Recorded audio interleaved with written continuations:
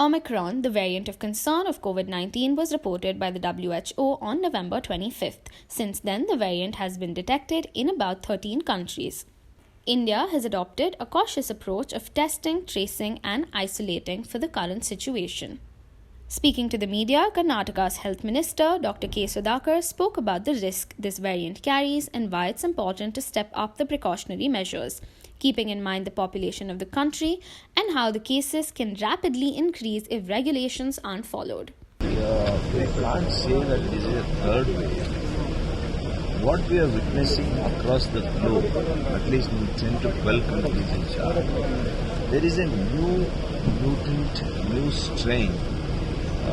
Apart from the Delta variant, where we had witnessed in the last 9 months, it was predominant.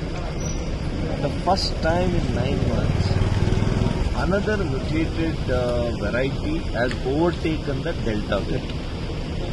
So that kind of a virus we are witnessing in the last 10 to 15 days in almost 10 to 12 countries. So for that, we need to be very vigilant at the airports at the point of entry. So this we have been conducting a very serious surveillance, and we have been extremely cautious in all our airports, all our ports.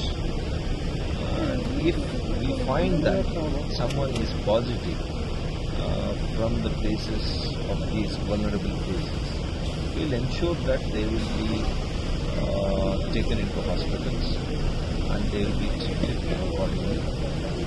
And similarly, in the last 15 days, those people who have travelled from Africa and other countries, we are trying to track their primary and secondary contacts.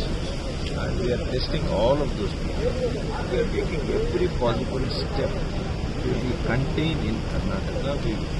We will not allow this virus to come. But since it is a very fast, very rapidly, spreading kind of a mutant variety, I'm afraid that whether we can really stop, because India is a country where we see influx of millions of people every day.